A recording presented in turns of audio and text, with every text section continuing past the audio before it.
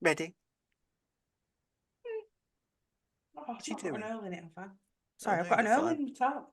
Oh, that's why you put your head through, innit? Have I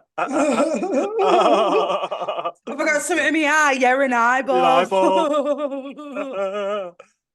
Right.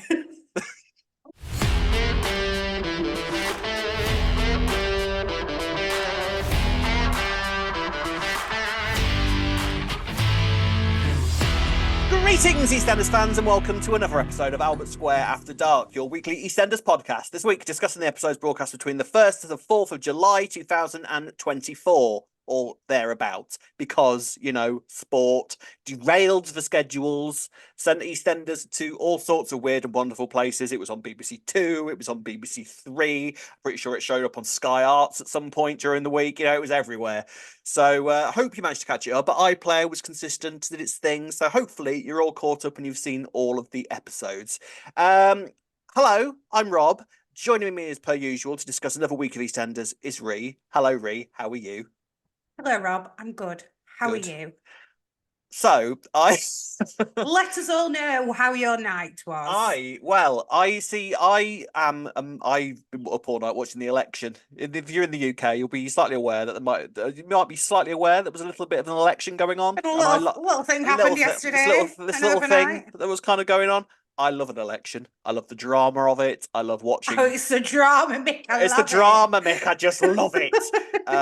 I love watching politicians I don't like losing their seats. It's great. There was quite a bit of that last night. Quite a bit of that. I don't want to kind of give you an idea about which way I politically lean, but come on, I think we know. I think they probably know. I'm a right BNP member. Don't even joke, Rob. Come on. So it was quite the night. If this was a politics podcast, let me tell you, I could go on for hours about the events of last night. I really could. But as a result of that, I've been up all night, so I'm slightly zoned out. Ree may have to steer the rudder slightly this week, but we'll see how we get on. Okey doke. But due for another week of EastEnders, I'm looking forward to discussing this week because there was some excellent moments, some great character moments. I'm very excited to talk about it. However, Ree, we are into a new month. You wouldn't know about it because we've not had this one on the wall that often because we were away and all that kind of thing. Yeah, we went on. It was a good one. It was a good one. July, though. Say goodbye to Peggy and her water pistol. Ooh, a great picture. The next one gonna well be? Done. And this is July. Now. So this is one of Peggy's last episodes as a regular character, isn't it? Because this is the run-up to the Vic fire when Phil's on crack with alcohol. Burn this place down. And then he throws that bottle on the floor and sets fire to it. And the whole Vic explodes in spectacular style. And I mean, what else came out of that? The Vic burns down, Peggy leaves.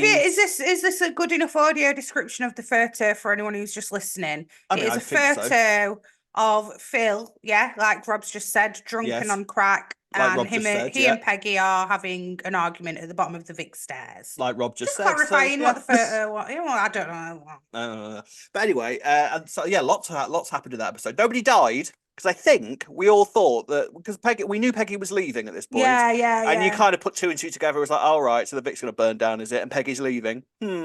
Peggy dying in the Vic, that would feel somewhat poetic, wouldn't it? But it didn't work out that way. Peggy decided that the best thing for her to do for Phil was just to leave and walk away down the road. She left with her head held high. What else happened in that episode? Stacey told Ryan that Lily was his. I mean, can we just point that out? Yeah, but can we just point that out? This would have been, I think, 2010. Lily's a parent now. I literally thought Lily's a parent. Lily's like 2010, yeah. Lily's a parent now. Just let that settle in. Lily is a parent.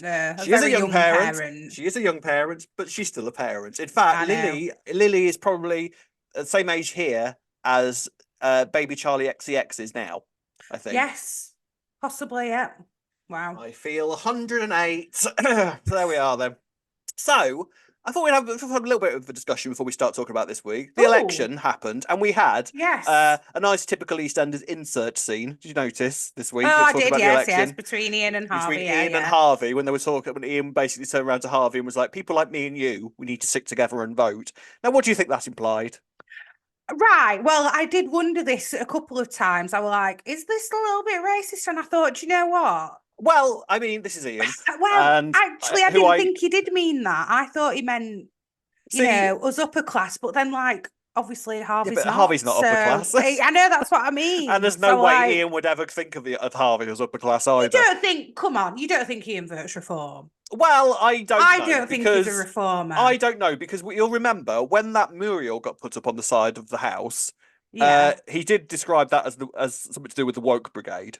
That is the sort of thing that Ian would come out with. He's at least... That is true. There's no point denying that Ian is at least a Tory. Yeah, no, but that's what I think he is. I think he's a Tory. I don't think he's a reformer.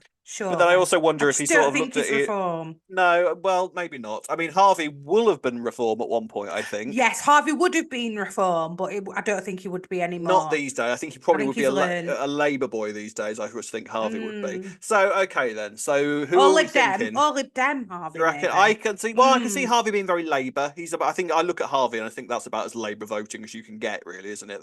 He's pretty kind of central, I think. Yeah, but you can look at a lot of people and think that, and they end up voting Conservative. And so who do you think voted for what in the square, do we think? Oh, God.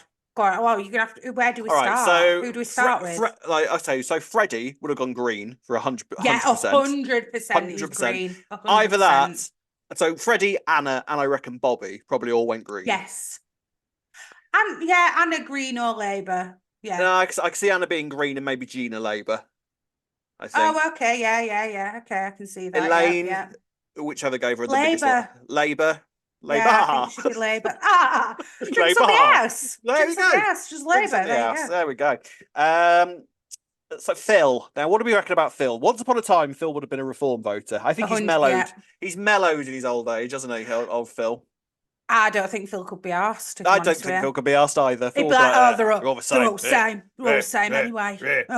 Don't affect me. Don't affect me. Yeah, exactly. I mean, once upon a time, Phil would have been the most right-wing person on the entire square, but I think he's mellowed. No difference. He's mellowed, having a gay son, and sort of living in quite a multicultural area. And I think that's mellowed him out slightly. He's got a mixed race son now. He's got a half black son as well. Let's not forget. There you go. Yes, all the Sharon. Now, we spoke about this. You reckon Sharon's a Tory? I don't. But I don't know. Now you said it. No, initially I would have gone, she's a Tory. Yeah, I just. I'm not convinced. But no, I don't know. I can see Sharon being quite amused by all the antics of the Lib Dem campaign this year, with bungee jumping off the side of buildings and going water rafting and all that kind of thing, and I think she'd find that quite funny. I think she'd enjoy voting. Do you know what she could be? Maybe Sharon's a Tory who's just recently changed to Labour. Maybe. Yeah, because not to get too political, but it's safe to say opinions have shifted for this election. So I don't think that's being too political. No, so you could argue that a few characters might have changed their minds. I was going to say, let's not get too political whilst we're trying to decide all which characters voted who. Anyway, what about the Panasars? Come on, what about the Panasars? Oh, because I think Suki would have been a Tory, but I now think that she would have switched. Yeah. Now she's with Eve. I don't think Eve would let her vote Tory. No, I don't think Eve would. I think Eve would split up with her if she voted Tory. Yeah. Because Eve's got to be Labour, right? I thought either Labour or Green or Lib Dem, I thought, for Eve. I think, so the middle ground in that would probably be Labour. Yeah. Although... How about if Suki told Eve she was going to vote for one thing and then voted it privately for another? She would totally do that. She would totally do that, wouldn't she? She'd totally She'd be like, Eve, I'm voting Labour. Of course I am. Conservative. Yeah. And some of them will have gone for independence as well. Freddie, I can imagine going independent, to be fair. Freddie, I can imagine going for something like the Monster Raving Loony Party, to be honest with you. Something like that. Mm-hmm. There we go. So let us know in the comment section where you think all the characters will have put their X in the little boxes. Who would have spoiled their ballots? Let us know. Let us all know in the comment section below. There you go. So that's a discussion point for you. Right then, let's talk about this week, shall we? Quite the week. Enjoyed it a lot. So let's get on with this week's Albert Square After Dark. Right. So as you told us last week, there was a storyline that we completely forgot to mention last week, but we'll start off with it. Well, sorry about that. Sorry about that. We're only human. All right. We got excited about the new Mitchells and just forgot to mention this whole storyline. So sorry about that. But we will start off this week. We're talking about Harvey and Maya. which even Jean doesn't know. Even Jean doesn't know how to pronounce it. So if Jean doesn't know how to pronounce it, neither do I. Because I would argue that means they haven't given us a definitive answer on how to pronounce it. I think you can pronounce it too. I'm saying Maya personally. Because I think you can pronounce it however you like. We're in that sort of society, Ray. You know. Okay. There you go. So, where we left last week was sort of the confusion from Harvey about what exactly she was about, and we were starting to get sort of ideas that it was all to do with Aaron. We'd sort of theorized about this a little while ago and got a bit of confirmation last week leading into this week. Where Maya basically is implying to Harvey, well, I'm skinned, all right? I'm skinned, I'm completely skinned, got no money, I'm going to get chucked out of my house, it's all going terribly, I need a job. And Harvey is Harvey being the decent mug that he is, to be honest, isn't he? Bless him. He's so simple. He basically says, oh, well, I'll give you some money, that's fine. I'll give you some, how much do you need? And she's like, 10 grand, that'd be great, cheers. Just to pay for my house, that'd be marvellous, thank you. And so they sort of carry on like this for a little while, and they're in McClunky's, and Maya suddenly goes on for fun one. She does this quite a lot as Maya. She suddenly decides that she needs to leave and just runs away. Yeah. Does this a lot. So during one of those little bouts, she grabs her bag and drops a letter out of her bag, which he... And why is it whenever anybody in the soap drops something that the other character needs to see, the other character goes completely deaf and can never hear them when they're going, you've dropped this, hello? They go completely deaf and they I think that every time when, like, you know, there's two who are about to start an affair and they don't hear a door go, it's like, how have you not heard someone walk through the front door? It's just like that. Yeah. You're breathing so passionately into each other's ears that you couldn't hear the door going. Is that what you're telling me? Yeah, exactly. And it's all those soap cliches, isn't it? Do you know the two that drive me crazy? The two that drive me absolutely mad. I'm just going out for some air. Yeah. What are you breathing in now, mate? What are you breathing in now? And do you want the other one that drives me absolutely mental? And it's not just soap. Dramas all over the world do this. It drives me mad. The line, I made your favourite. No one has ever said that in real life, ever. I made your favourite. No, you just don't actually, do you? You just say, I've made you spag bowl. I've made you a pizza. I made you a lasagna. I made you cockaliki soup. You know, no one has ever said, I've made you your favourite. Actually, I've said it to my daughter a couple of times. Well, you're a fool, and you need to stop giving us such cliched dialogue. Said it. So sorry, Rob, but some of us do say it because some of us cook our family's favourite meals. There you go. I can't get words out. I'm sorry. That's just because your daughter's so young, and it's quite difficult to say ratatouille when you're 2, isn't it? yeah, that is a favourite. There you go. Anyway, Harvey discovers this letter on the floor because Myra's kind of implied to him that she lives basically in this council estate, this council flat, this rough area. Said to him, she said, I live in a flat on the wrong side of the East End and I'm about to lose that. 1-bed flat, she's implied as well, hasn't she? Yeah. She's basically... not even implied, she said it. Yeah, she's basically slumming it up like Bianca does in Milton Keynes is the impression that she gives, isn't it? Mm-hmm. Then Harvey discovers his letter, and because he's a taxi driver, helpfully, he can take one look at this address and go, well, that's literally next door to Buckingham Palace. So how come, so what are you talking about? So, being a taxi driver, he lies to Jean. There's all sorts of lying about Jean. Now, let's just iron this out, this little crinkle out straight away. Why is he lying to Jean so much at this stage? What's he hiding from her specifically? Because he doesn't know anything at this point. It was because when Jean found Maya last week, rummaging through the drawers, she decided that she were wrong, and so Harvey were kind of like, all right, well, I'll act like I'm never going to see her again. So what is it about Maya, do you think, that's actually still kind of piquing Harvey's interest? I don't think that he's had any carnal desires towards her or anything, although I was wondering whether she was starting to feel that way towards him by the end of the week, but we'll come back to that in a minute. But you know what I mean? Like, I think he just felt sorry for her. I think he's just a nice guy, and he just thought, I can talk to her about Tottenham Hotspurs there, so I'll just lend her 60 quid because she obviously needs it. I think he just thought that she was being genuine. I think he was being naive, thought she was being genuine and just wanted to be a nice guy. Obviously, Jean could see straight through it. Well, you would do if you walk in. If you walk in and see a complete stranger rummaging through your drawers, you red flag much, you know. You start to get a little bit suspicious, don't you? So Harvey basically takes a taxi and goes to this address. And we turn up and it's like this massive, nice house, which she shouldn't be able to afford if her story is true. So he kind of wanders in, and they do that whole thing where the doors open. Like, I wasn't sure whether... Sorry, before you get on to that there, something that I've just remembered. Sorry to interrupt you, Rob. Yes. When he first met Maya, she was there with loads of shopping bags, like, not just food shopping, like she'd been clothes shopping. So is it even all that true as well? that she's in this much debt. I didn't get that impression that she was lying about it when she's told him true. I got the impression she was carrying loads of shopping when she first met him. I got the impression that all of this was a little bit of a setup. Like she deliberately was trying to. I don't know, something she said this week, because he asked her about so what, all of this has been a setup or something like that, and she said that she'd sort of worked stuff out. So I don't know whether that's meant to mean that she was literally standing. She had this plan formed in her head, got a load of stuff in her bags, and was sat there waiting at the corner of the square until he came out. Yeah, exactly. And then just charged towards him like a bull and threw all her clothes around, or whether there's a little bit of inconsistency there. You know, it's interesting. Interesting. I get the feeling actually that she seems to because there is something I think a little bit sinister about her. So I wouldn't be surprised if she has just planned the whole thing from that the beginning. So maybe there weren't any shopping in those bags anyway. Or nothing that she just been out and bought anyway. Yeah, exactly. Oh, okay, right, okay, just clarify.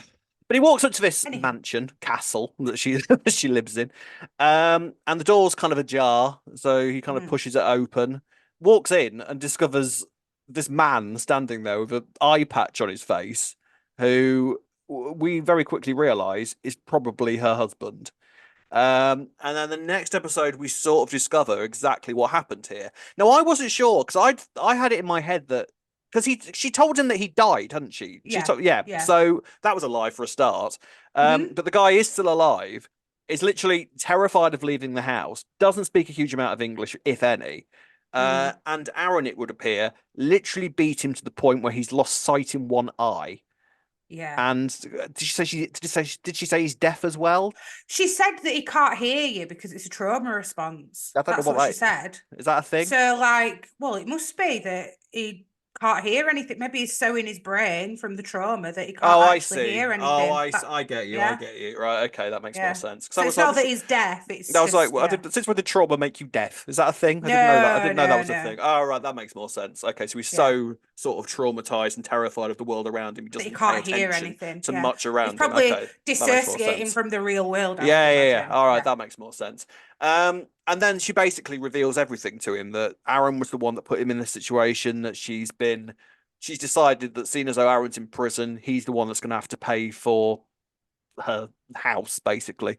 And Harvey, she's lost her job. She can't work anymore because she's a full-time carer for him. So some of it was true. In a way. But it sort of feels... Something still don't feel quite right about it. How many kids did she say she had? About 5? It's something like that. So they've all none of them are coming back. They've all buggered off. All. Yeah, they don't come and help out whatsoever. Do they exist? I think they exist, but like he said, when she's been meeting up with Harvey, then she's been dashing off. So she's left him on his own all that time. I don't know. Something still don't feel quite right about. Feels a bit odd, doesn't it? It feels a bit odd because, surely she can't afford a carer for him or anything like that. So, it's a bit odd.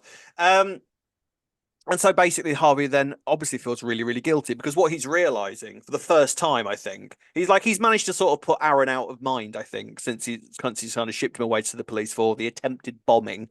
Because I'd kind of forgotten the way that this all played out. And obviously the attack, Harvey did lie for him because I think he washed his shirt when he came back and that was all Abdul's blood when he came home.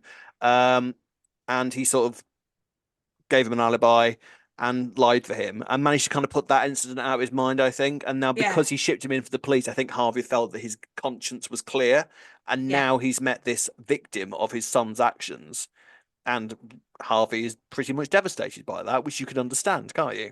Yeah, I agree. I think he'd just almost totally forgotten about the fact that he'd given him an alibi. And then it were interesting that Maya already knew.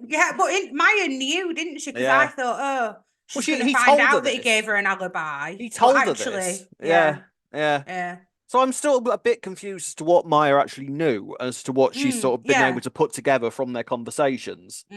But either way, Maya kind of now knows everything now and has basically been trying to get money out of Harvey, which I said that she's exhausted all of the options with friends and family as well. And I'm not surprised. Doesn't seem quite. She's not the most likable of people, really, is she? I'm not surprised she hasn't got many people knocking on her door asking to help. To be honest, no, but we are seeing her in different circumstances. That's true. Moment, difficult circumstances. So difficult circumstances. Yes. Yeah. Why was she so keen on being private on social media, though? Is my first question. I just was it assumed just that to was so stop that her? Harvey won't figure Stop out Harvey? who she was, the connection to the driver, in Well, case like I he'd figure said, it out. like Yeah, I but said a she few didn't weeks know ago, that, Rob. I know he what you couldn't even said. work out how to find her on social media. He had to get Tommy to do that. He was But for never all going to she work out how to knows, go through all her albums and all that kind of thing and realise that and he go, would never oh have look, worked all that out. that Abdul looks a little bit Yeah, like the he guy that my son massively. attacked. Yeah, She massively overestimated Harvey's she technological did, but I abilities. think that's what it was. Unless there is something else going on, There you I go. don't know what else there would be.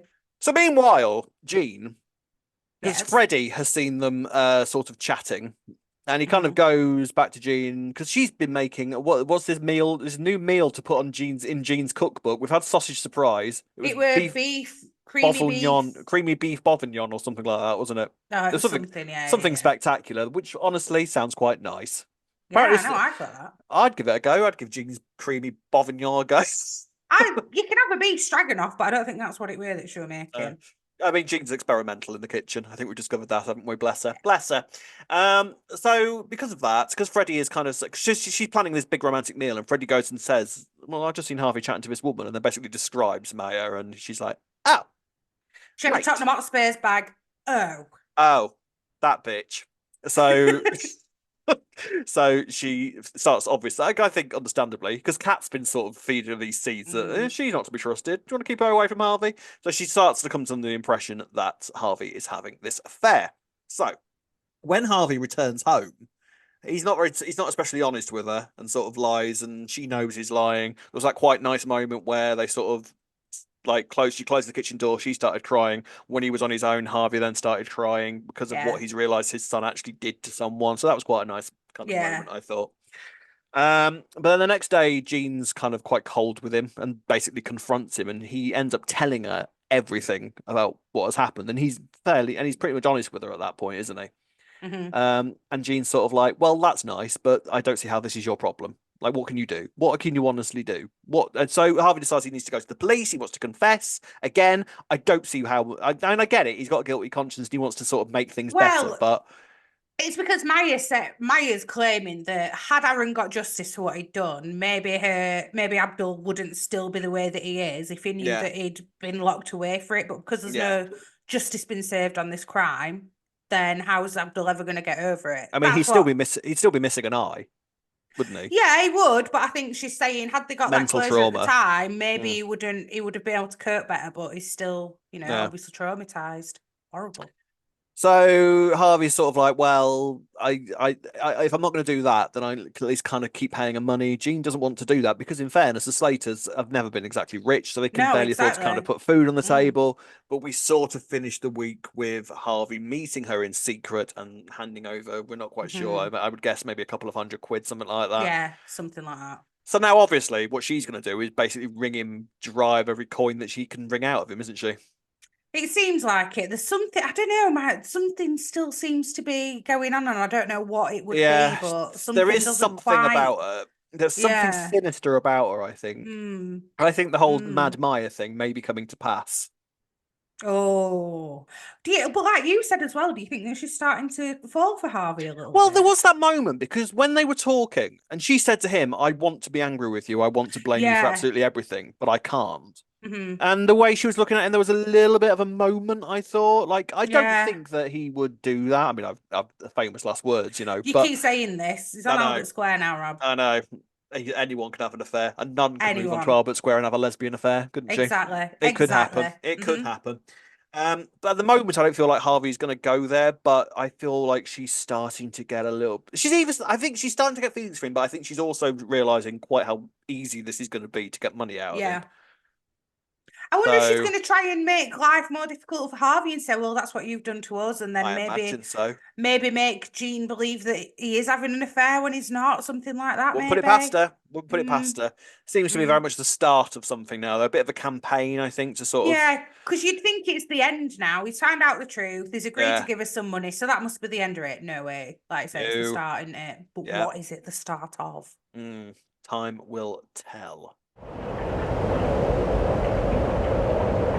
So, next story is talking about the new Mitchell boys that continued their arrival on the square this week, and the bit of a discussion I want to have about Phil. So we'll start off first of all with just kind of talking about what Teddy's been up to this week. He basically spends his time sort of trying to get his feet under the table. What are we thinking about Teddy this week? Are we still thinking all intentions are good and honourable? I kind of don't think there's anything I don't. dark No, going I'm on not with him buying at all. it. No, I don't buy him. Didn't think you No, would. he's too charming. Too charming. You don't trust If anybody. I come across, no, but I don't. Like, I don't. He's too good to be true. He's too charming. Why is he so charming? Saying all that about his ex-missus, is that all true? Why? He even took his jumper off his shoulder this week. Is this charming guy who gets on with everyone, but we're rowing constantly with his missus? Don't know. He seems too good to be true to me. I don't know. I'm still kind of leaning towards that. He's giving me slightly gritty Mick vibes. I don't know. Okay. I don't know. I get that as well, but it just is too. Thing is, though, Ree, I know for a fact that when Mick first arrived, you would have been like, "Don't believe it. Don't trust him. Look at him walking around his pink dressing gown. Don't believe it. Don't lie to me. I don't believe." No, I fully bought Mick as soon as he arrived. Honestly, I didn't doubt Mick. No, but this, I don't know. There's just something there. There's something there. Well, he has sort of. He's a gangster. He's a gangster, but maybe he's kind of like a rough diamond. You can't be a good gangster, Rob. I think that they exist. I'm sure somewhere. The ones that are in prison, the ones that aren't in prison are the good ones. Oh, right, the ones that get good in skill as well as personality. Yeah, all right. Who knows? Anyway, so Teddy's kind of getting his feet under the table a little bit this week, and he's starting to sort of make some friends around the square. You know, Billy's kind of quite liking him, and somebody else has kind of piqued the interest of is Sharon. Now let's talk about Sharon. And her wig. Honest to God, she looked like something out. She looked like something out of Hairspray this week, didn't she? She looked amazing. She looked like she was about to burst into Good Morning Baltimore at any moment. I loved it. Why is she wearing a wig? That was Sharon. I don't think it was a wig. I think it was just like she's gone mad.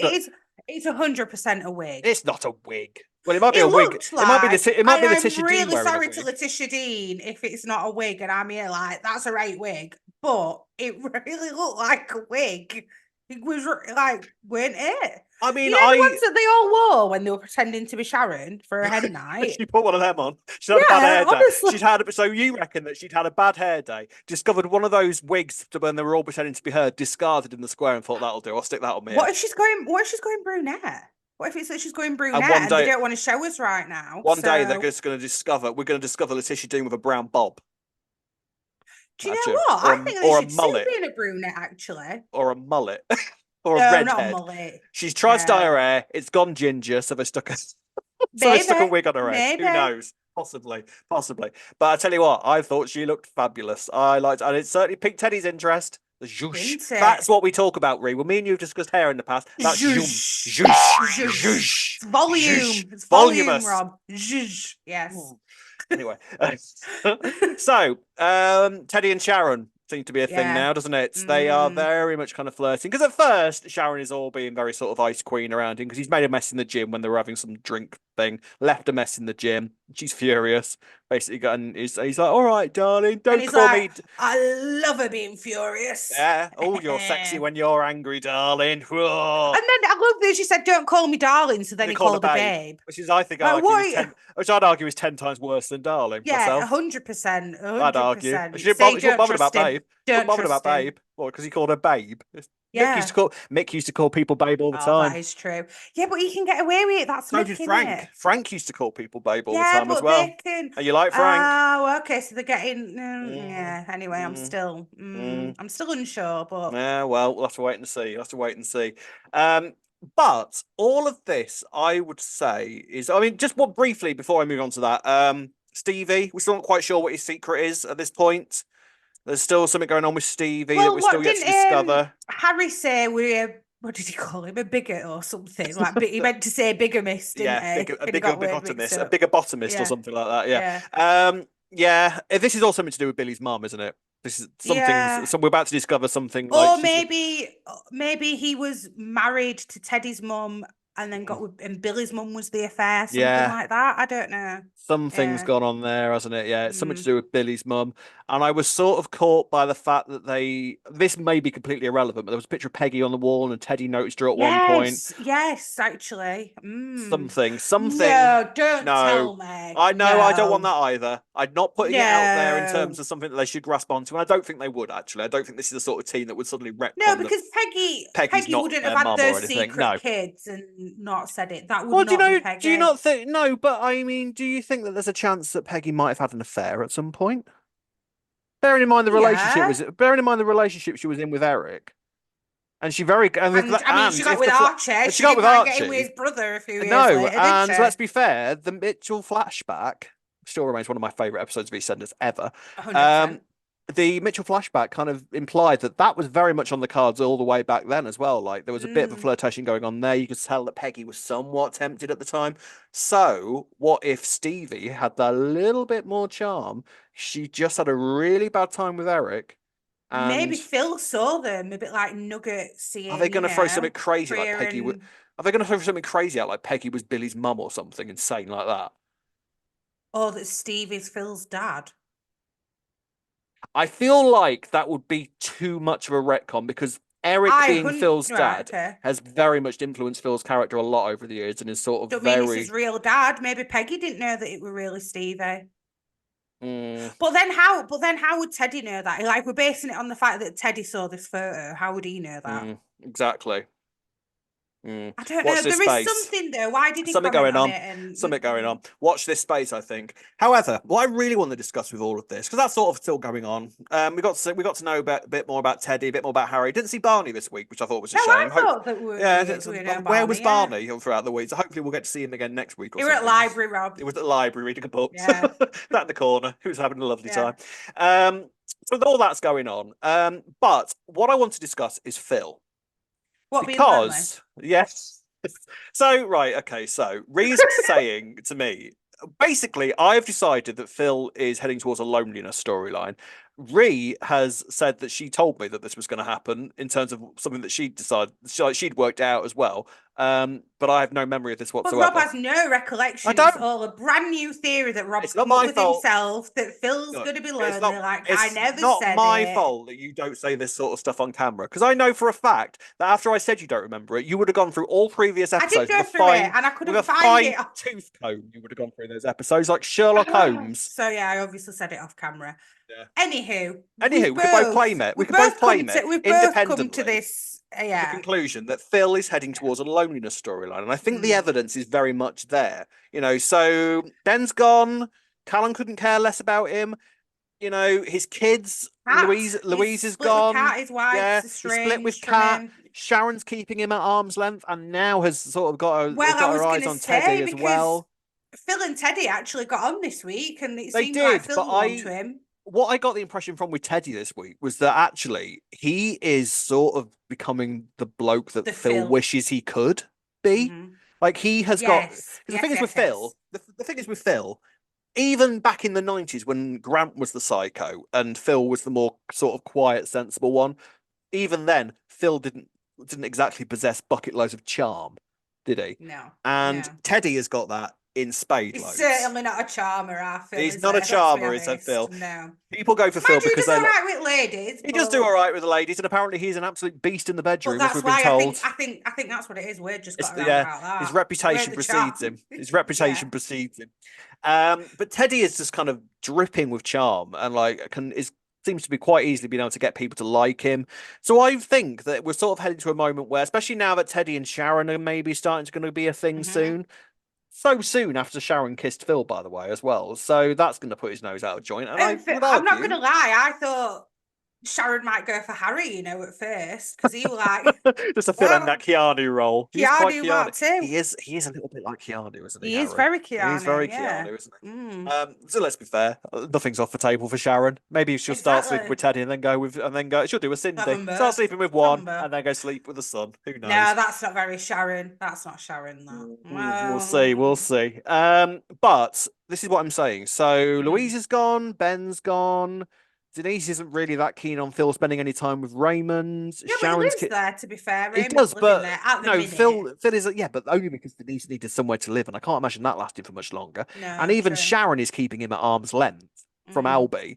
So he's slowly starting to get the impression, I think, that people just don't want him around. And it's interesting, I think, that after all the things that Phil has done over the years to sort of be the king of the pack, it's actually pushing people away. And he's starting to realise that.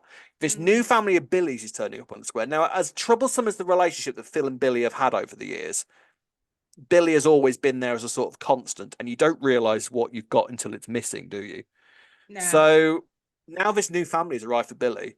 Phil, I think, is going to start feeling redundant. And I have to say, I think this is a genius storyline to give Phil if this is what is happening, because he is the very last person on the entire show, in the show's history, that would say how he is feeling to anybody. Exactly. Even Sharon couldn't get this out of him, I don't think, at first. No. You'd have to pull it out with an articulated lorry to get this out of him.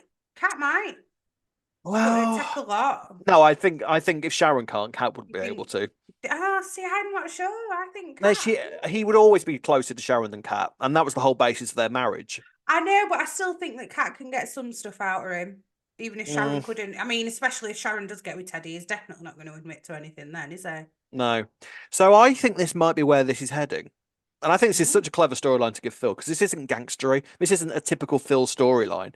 This is actually really delving into Phil's emotional sort of side and how he's feeling about himself and how he feels about his role in life, and him sort of dealing with his age and sort of feeling about how, because he can't do the gangstery stuff anymore. He knows that deep down. I mean, you were saying about him wanting to be, that the head of the family and all of that stuff, and how he behaves. Did you notice when it kind of goes into what we're going to talk about, but when he was talking to Ravi later on in the week and he was trying to give him the advice, do you think he was trying to copy Teddy a little bit?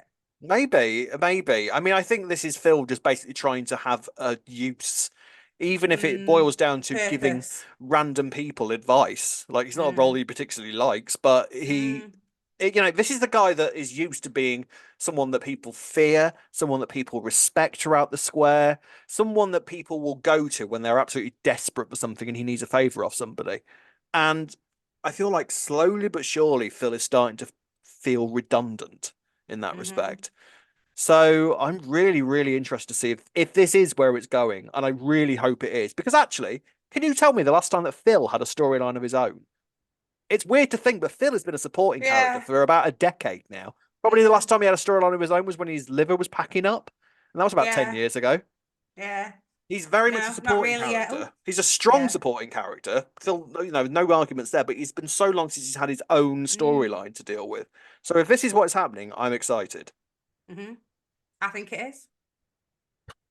Let us know in the comment section below what you think about that. Do you think this might be where it's going? Are we overreading anything, or do you think this might be where it's going? And where are you with Teddy? Are we both totally wrong? Are we both too wrong? I mean, let's be fair. It won't be the first time that's happened in this era. What Flanders is very, very good at doing is subverting where we think a storyline's going to go. But at the moment, I think this is heading straight towards that sort of thing. So I'm very, very excited. Let us know in the comment section what you think.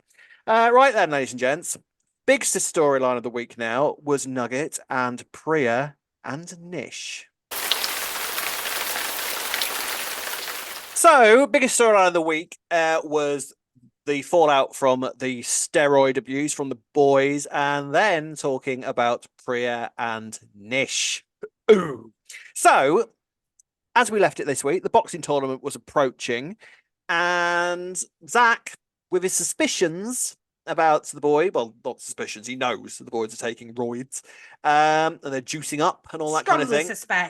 Strongly suspects. And so he decides to put on the wall of the boxing den that all participants must take a drug test before they're allowed to enter. And Denzel sees this mandatory drug test, and Denzel sees this and runs away.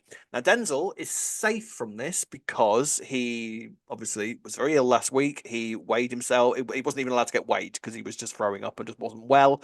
So he doesn't have to take the test. Nugget, you mean Nugget? Yeah, Nugget. Denzel. Yeah. Starting to flag, Rick. He's been up all night with the election. Right. Sorry about that. It's all right. I'm here. I'll try and pay attention. Steer the rudder, Marie. Steer the rudder. So this starts to kind of snowball from here on in because Denzel sort of is missing. Don't really find out where Denzel went really, but he's just sort of gone off somewhere and sort of panicking about the fact that he can't now take part in this, despite the fact that his family has all gone down to support him. So he sort of stays in the wings for a bit. Nugget goes to look for him. And then the effects of the steroids really start to take an effect, and he ends up collapsing in the square. Meanwhile, Priya. Indeed, Rob.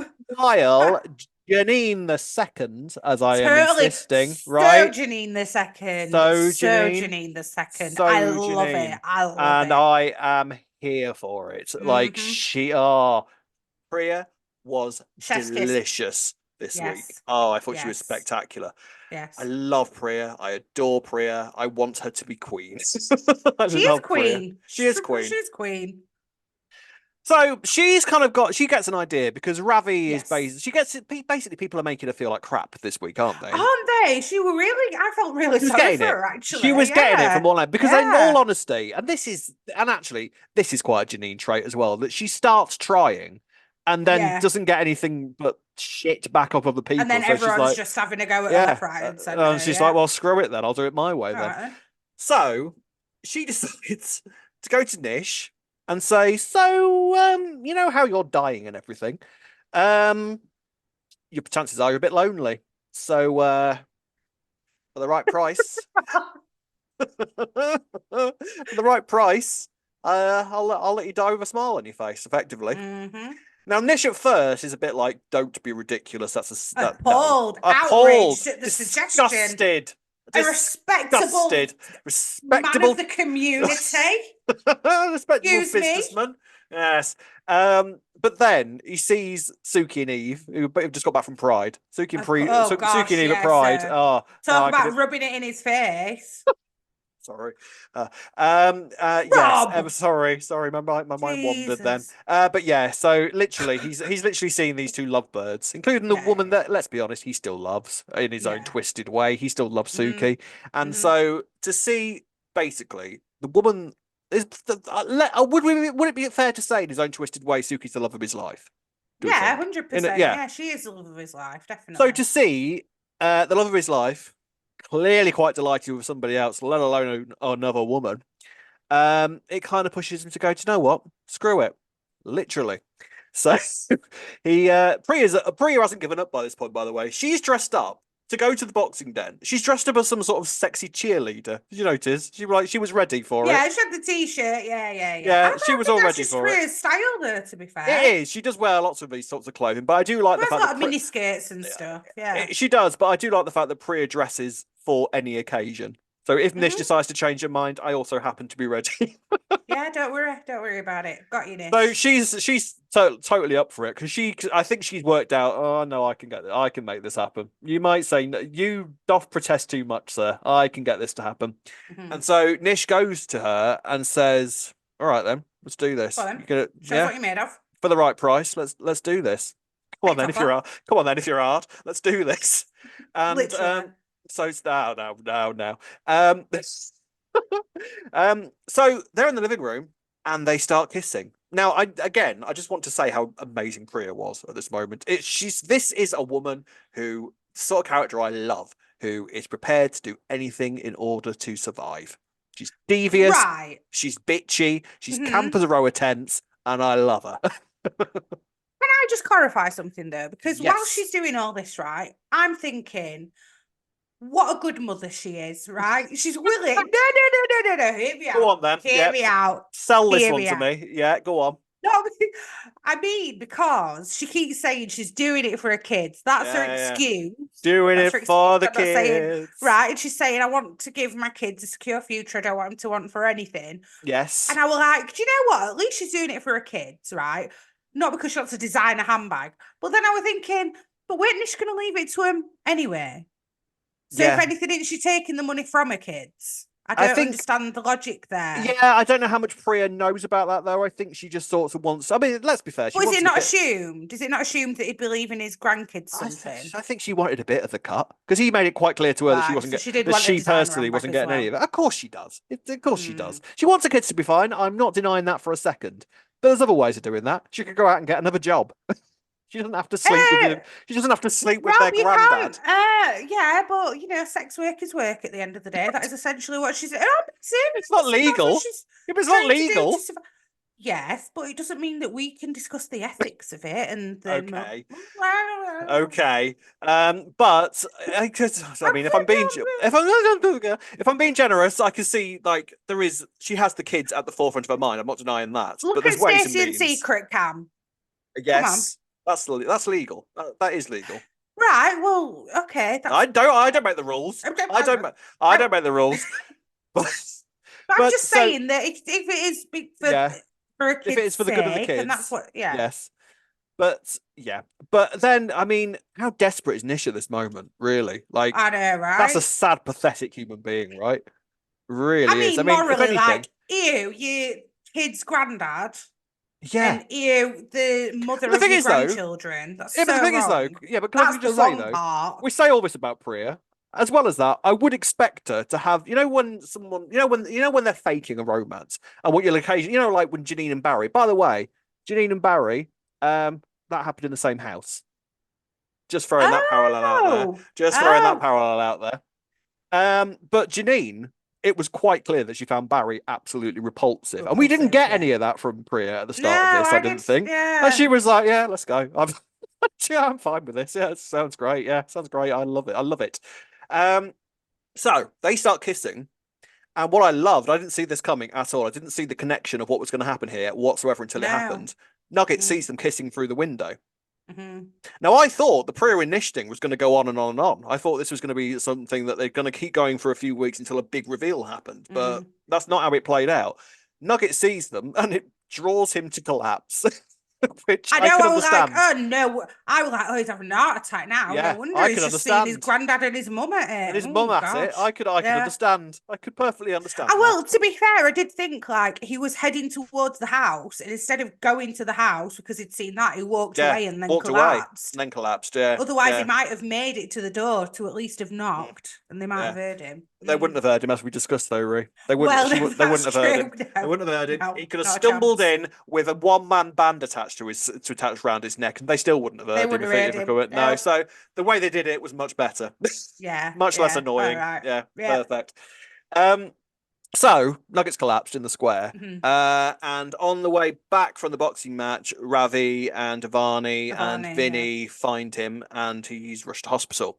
Now they go across to the house just in time to stop Nish and Priya sleeping together. Yes. But note, they did not sleep together. Because they're about to. There's no doubt. Priya's working. Priya's at work. Priya was in the middle of a shift. Priya was in the middle of a shift. She's quite happy. Off she goes upstairs. But they burst into the house and managed just to stop it happening just in time, and nobody's any the wiser at that moment. They take Nugget to hospital, and it turns out that the roids that he's taken have given him another. I wish they'd stop giving characters ailments that I can't pronounce. It's something to do with his kid. Something I can't. I haven't even got it written down, but something to do with his kidneys. Okay, something bad that he needs to have a dialysis. Something like that. Now Ravi and Zach have had another conversation, and Ravi is now like, "Oh God, he's on steroids, isn't he? Yeah, this has happened." So he kind of has a little word with the nurse, going, "I think he might be on steroids. If that's relevant, feel like it might be. You need to know that. Probably should know about that." And as it turns out, it is very, very relevant, and that is why Nugget is now in hospital. And the nurse, very helpfully, reveals in front of the entire family. You know that thing that you told me earlier about him? Tried to be really discreet about. That you tried to be really quiet about. Yeah, I didn't think that you wanted to not keep that from the rest of the family. I'll just say it in front of everyone now. Yeah. What is it with the staff at Warford General? They always do this. They need some people training at Warford General, I would argue. They really, really do. All that. But Priya, rightly furious that Ravi just kept this from her. Especially after they just had a heart-to-heart as well, when they were talking to each other, and then they go in and she goes, "Seeing you." She's still in love with Ravi, right? Of course she is. Of course she is. And he's still in love with her as well. Yeah, I think they're the mother and father of each other's children. I don't know whether they were still in love, but there's definitely something there, 100%. And if they could try and make it work, I think they would have both been very willing to, wouldn't they? Yeah. Brought them together. Worth noting before we continue, I forgot to mention, very, very excited and very, very pleased to hear Nugget got his first duff this week. Oh, we did get his first duff.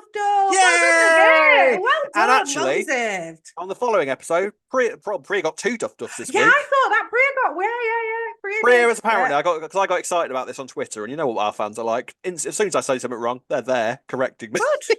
So they should. Priya apparently shared a duff with Nish at some other point, but this was her first solo duff. And she got 2 other buggers this week, so I'm delighted for Nugget and Priya getting their first duffs. Hurrah! That's what we like to see. So yeah, that's all not good. Priya's furious, but then throughout all of this, I can't believe he's doing this, because Nish has said to him, right, well, this arrangement that him and Priya have come to is like, yeah, all right then, let's do this, but I want you fully. You're my girlfriend. We're being now. Public about it. Yeah, you're my girlfriend now till the day I die. And Priya's like, yeah, that's fine. He wants to do it to annoy Suki above anything of course he else, does. And she knows that. She knows that because she was half winding him up about that. She knows what she's doing. But to me, and not one of you's thinking about Ravi, Nugget, and Avani and all of this, including Priya. This good mum that I keep saying. This good mum, great mum Priya, yeah. Mary Poppins over there, yeah. No, it's Bless her. Her heart's in the right place, but God knows where her brain is. Where else is? Yeah, where else is exactly. And all through this, despite the fact that their son, like his grandson, is in intensive care in hospital. Oh, yeah.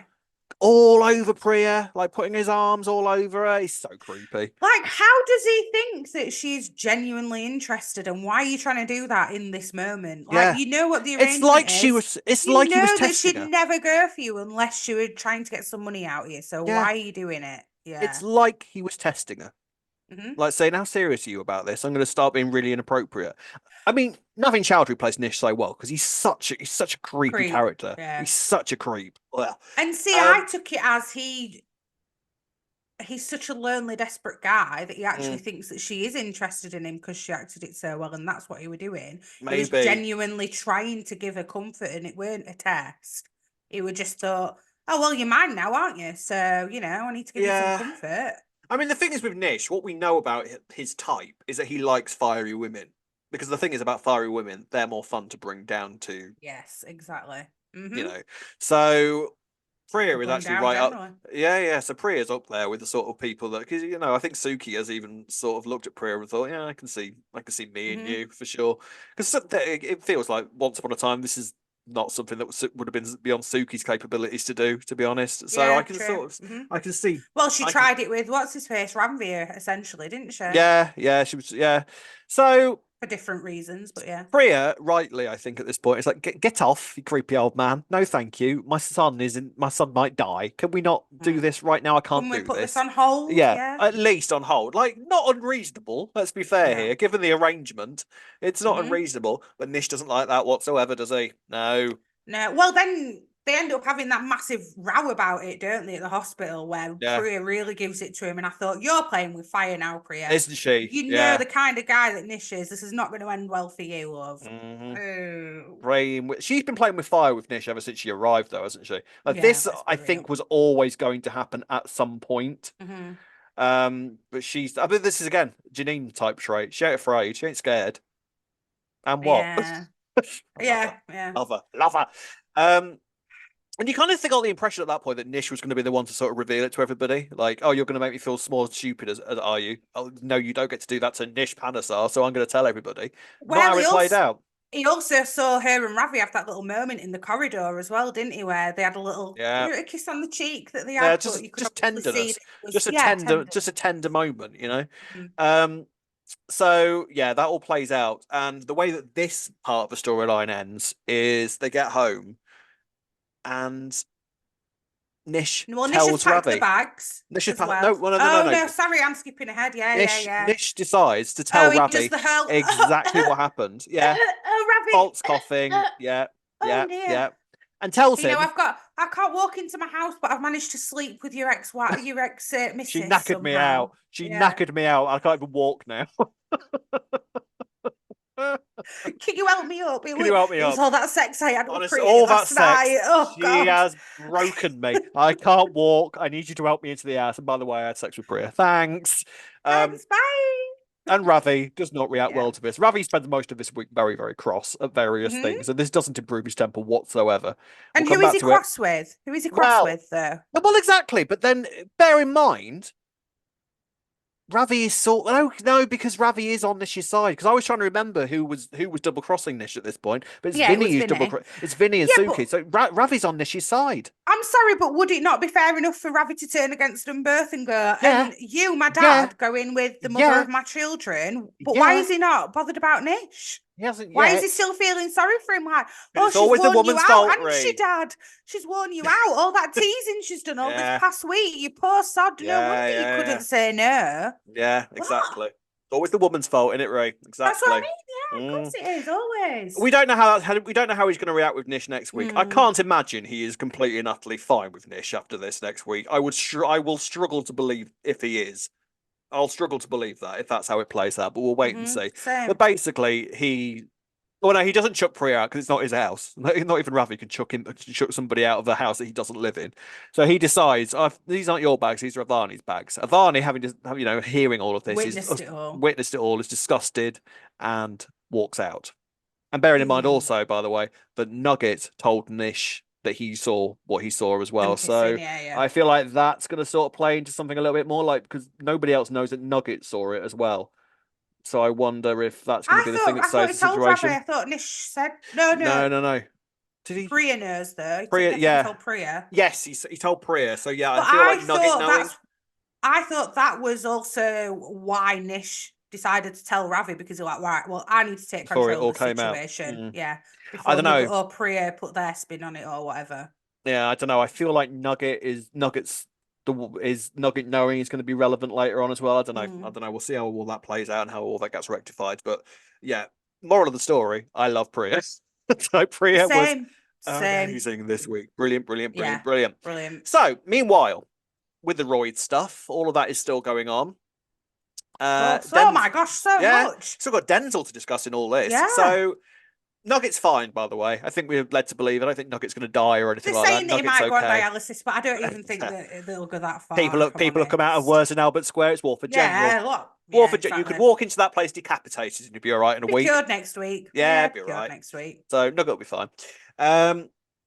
So Denzel, meanwhile, after he ran away because of a drugs test, the family are all there, and he sort of turns up later, doesn't he? And because they sort of need it to happen quickly, despite the fact that Zach knows full well that he doesn't want Denzel in the ring. He's got too many of the family around going, "Oh, go on, go on, Denzel, ready to go." So he does end up letting Denzel into the ring. Denzel wins the fight, and Denzel's a champion. How would they have done the mandatory testing? Because I assumed, why has Denzel then turned up? Urine.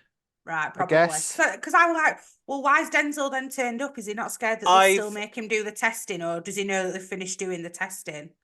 I mean, do you know what? Part of me actually thinks that Zach wasn't even going to do it, but he just put that up there to sort of that's what I did clarify his own suspicion. Because I don't know how long the test result. I don't know how long the test results take. Like if you wee on a stick and it says on steroids, I don't think that's quite how it works. No, that's what I mean. That's what I was wondering. Yeah. So yeah, I would have thought it'd have been blood tests that you'd need. Which again, you can't. You're not going to get the results of that in the next 5 minutes, are you? So yeah. But either way, Denzel ends up going into the ring. I think he's literally just taken the steroid as well, hadn't he? So he took one just before he goes. Honestly, he takes like Popeye spinach. Like takes and then beats up somebody in the ring and everything's fine and he's the champion. But then he discovers what happened to Nuggets, and then it all basically free falls from there because Zach tells Ravi, and I don't know what Zach thought was going to happen here. He takes Denzel to the hospital and goes, right, there's Ravi. You kind of need to tell him. What was he thinking was going to happen at this point? I don't know. I feel like that. I don't think he thought the police would be stood behind him. No, at that's that very moment for Ravi to That's true. 2 policemen, by the way, that blatantly couldn't be asked to be there. They had much better things to be getting on with. God, some kids on roids again now. How often do we come across this these days? Yeah. And so they're basically trying to get it all out of Nugget about where he's got these drugs from. Nugget is keeping stum. And then Zach turns up with sort of basically exhibit A of where the drugs came from. And Denzel gets arrested, taken away. Isn't charged, because I think he tells them the truth. He basically gives them the reasons as to why it all happened, and basically they sort of work out that they can't really charge him for dealing because he basically got him off the internet and he just then gave them to Nugget. I don't even think Nugget paid any money for them, did he? No, I'm not sure, but yeah, I think some they're technicality. both I think kids as well. Yeah. Because you know what? To be fair, when Denzel were explaining it, and he were like, "Well, I just bought them online. I didn't think they were anything illegal." I think even me and you at first were like, "Is it illegal if he's just buying them online?" Like, so you could believe him that he genuinely were like buying them really naively, thinking, "Well, they must be fine because otherwise you wouldn't be able to just buy them online, would you?" So Denzel, the thing is, I think this is very much the end of Nugget's journey with steroids. I think this is going to be enough for him to go, okay, I guess I won't do that again then. But Denzel, I'm not so sure. Like, yes, all of this has kind of come out. Everybody knows about it. And he has that gorgeous moment with Howie at the end of the week. Yes, all of that's happened. We'll get to that in a second. But I'm just wondering whether it's enough with Denzel. Because I think it makes him feel like a big man. And I think he quite enjoys it. He's probably addicted, let's be real. And it's that easy for him to get hold of. How is anyone actually going to stop him as well? You just ordering them online. Took the current ones, but like, what are you going to do? Prove it. I'm not entirely convinced that this is the end of Denzel's journey with them, to be honest. I think we might get a bit more out of this.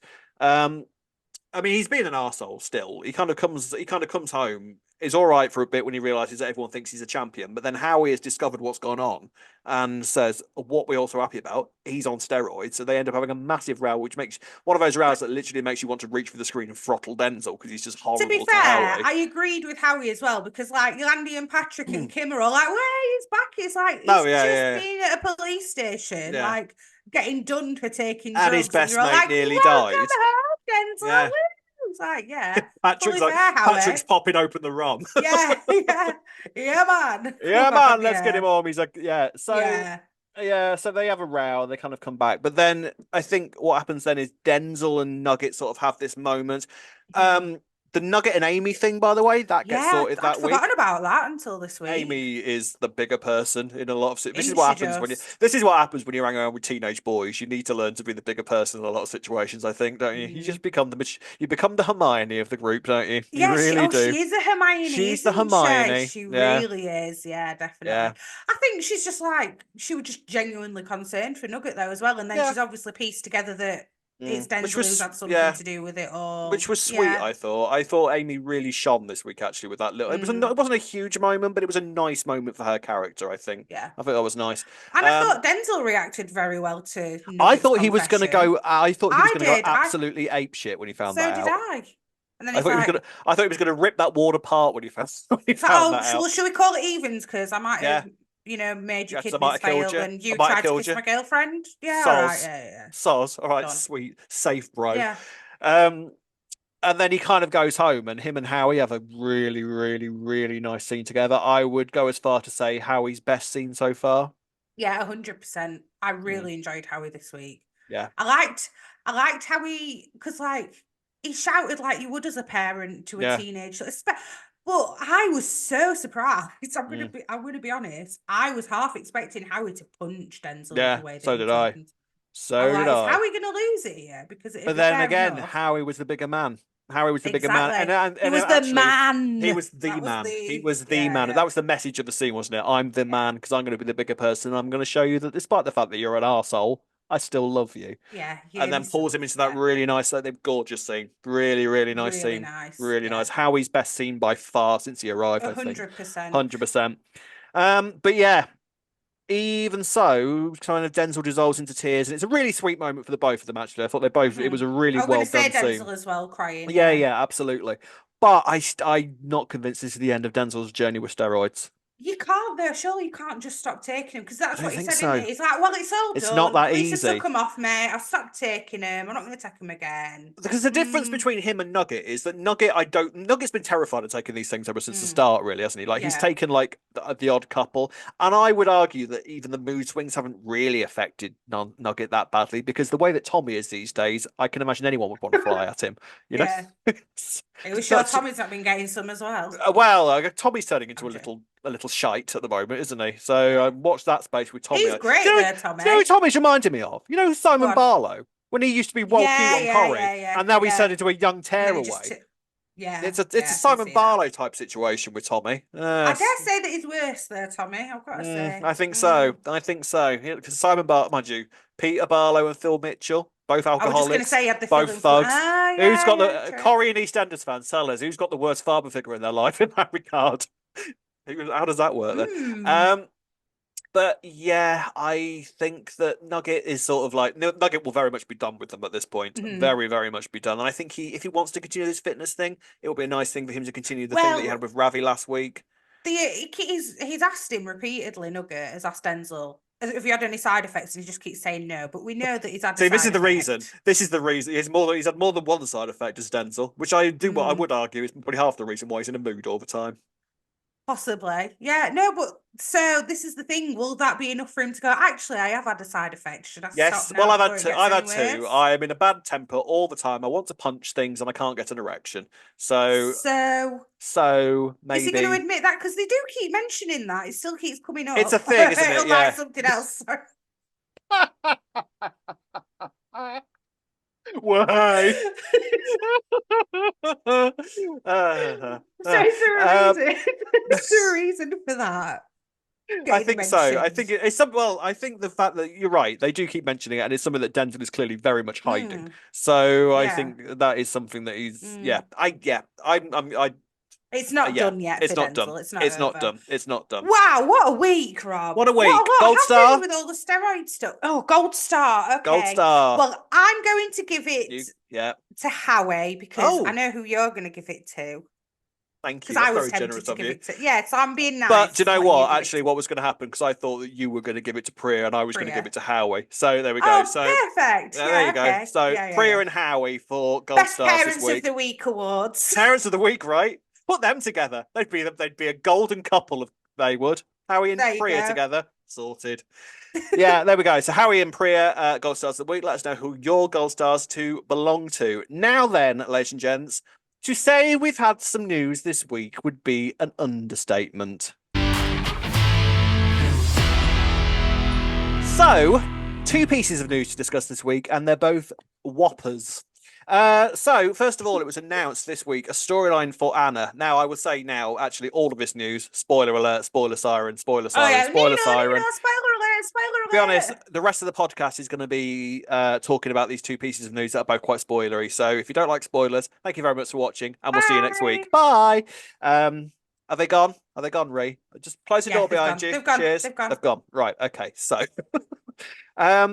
EastEnders is working on a new storyline that will see Anna Knight get her drink spiked. Anna is set to find herself in danger later this summer when she gets spiked whilst on a night out at Peggy's. In a digital first for EastEnders, an exclusive 5-part mini-series will be made accessible to viewers via a QR code that will feature within the main episode, which will then take the audience to a link giving them the option of which platform to watch through. The digital series will offer a unique insight as viewers see the incident from Anna's own perspective and from the perspective of her friends. As Anna grapples with her detachment from reality, viewers of the miniseries will experience the internal warning signs to look out for when spiked, whereas additional footage captured by Anna's friends will showcase the outward effects the drugs have on her behaviour and mobility. EastEnders is working with leading charities, Stamp Out Spiking, and with you, as well as experts in the field. Wow. So, this is big.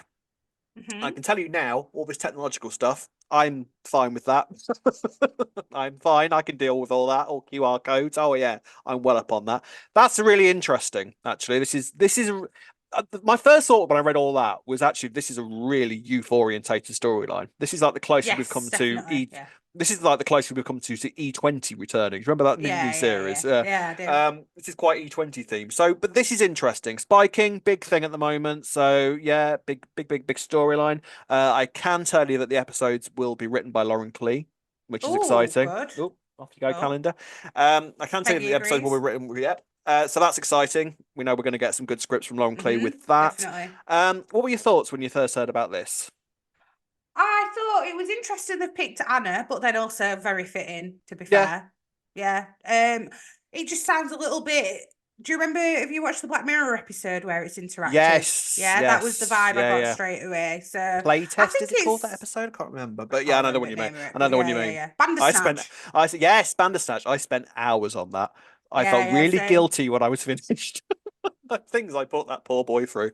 Anyway, carry on. Yeah, so that was the vibe I got. I just think it'll be interesting. I'm just intrigued to see how they've done it. And I'm assuming that the friends are going to be Gina, Freddie, Bobby. Yeah, well, the picture... Maybe not Bobby, actually. Well, I think Bobby will be a big part of it will. because I feel like this might be... My first thought when I heard about this is maybe this is the start of Bobby's exit. Because I feel like Freddie will very much be part of it.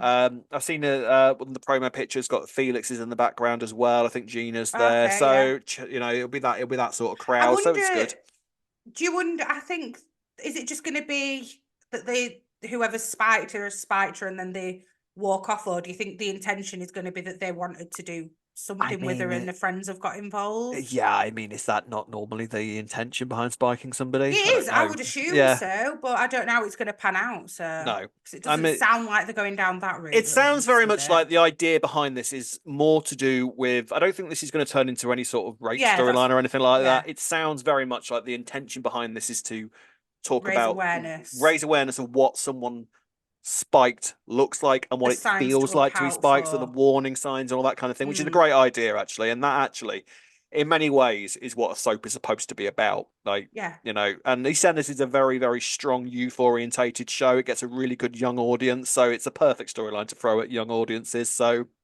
no complaints, really. Fair play. Looking forward to seeing it. It sounds like it's going to be very, very different. In other eras, I would worry about these sort of extra additional complicated elements to it, but this era, I'm not too concerned. I think it will be absolutely fine and rooted in EastEnders, so all good on that front. So yeah, looking forward to that, and it's it'll be good for Molly Rainford to get a big first proper storyline as well. So yeah, all good. Okay, and then another whopping great bit of news, and if any of you predicted this, I'm going to call you a liar. because no, you didn't. All right. So it turns out we've got a return on the cards, and that return is Chrissy Watts, played by Tracy Ann Oberman. It's been almost 20 years since she last appeared on EastEnders, but the infamous Chrissy Watts is on her way back onto our screens later this autumn as Tracy Ann Oberman reprises the role for a short stint. Chrissy Watts famously left Walford in December 2005, so long ago, after she was imprisoned for the murder of husband Den Watts. In a bid to protect their freedom, Chrissy, alongside Sam Mitchell and Zoe Slater, buried Den under the floor of the Vic Barrel store, and Chrissy lived for months under false pretenses with Den's beloved adoptive daughter Sharon, and that all exploded in great big spectacular fashion. I think Chrissy's last scene involved her getting punched in the face by Sharon. There was a marvellous, really famous scene of Peggy punching Chrissy and her landing in a grave. Tell Den you're sorry. Oh yeah, guarantee. I bet you £1 million that Chrissy ends up in a grave at some point. I think so. What's the point in bringing her back otherwise? Who's grave? So, that's the question. I'll be honest with you. I mean, good, exciting. I like these. She was a memorable character. I can't believe it's been nearly 20 years, by the way. Well, it has been 20 years. Yeah, I know. Yeah. I've got to be honest though. My first thoughts were why. Random. What? Yeah, very random. Very random. But then you sort of think, well, guess what's coming up though? It's the 40th. Yeah. So actually, I think we're going to get quite a lot of this going forward. And my first thoughts were that this actually is going to open the door to a Zoe return. Ooh. Because Zoe was very much involved in this storyline. Yeah, very. And Kat is still on the square. Kat and Chrissy certainly had their aggro between each other because of all of this. So I do wonder whether we're going to see... So you think it's actually leading to Zoe coming back? I do. How though? How? I don't know.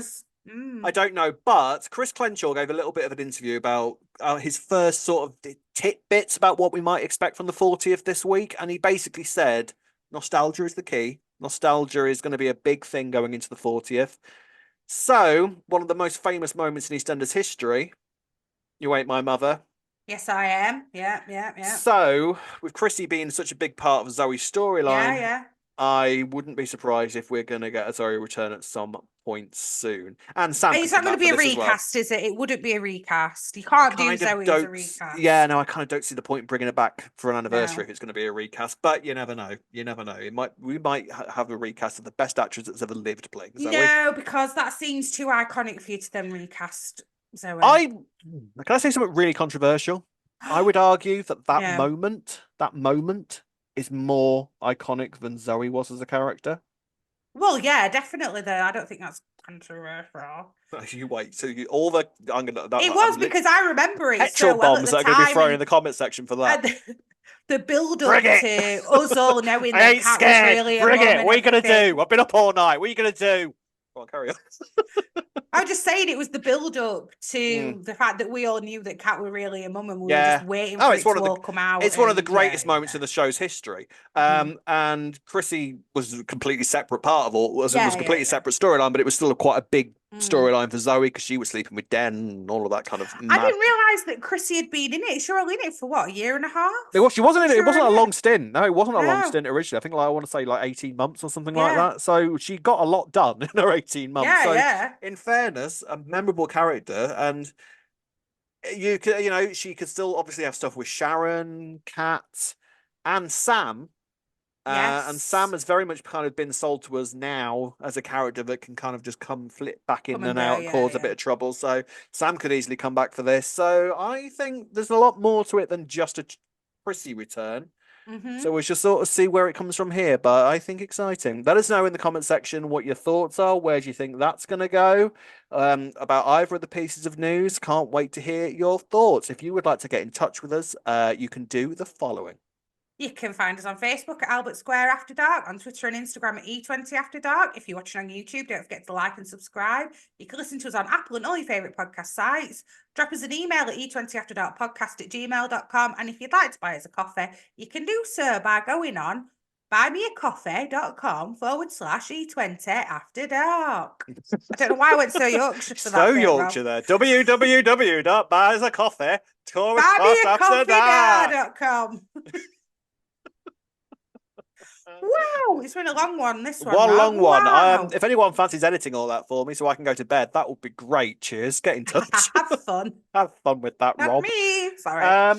Yeah, good week. Really, really enjoyed it. Can't wait to see what we're going to get next week. Bring it all on. Make sure you're there. Until then, it's goodbye from me. Goodbye from me. Goodbye. Bye. See ya.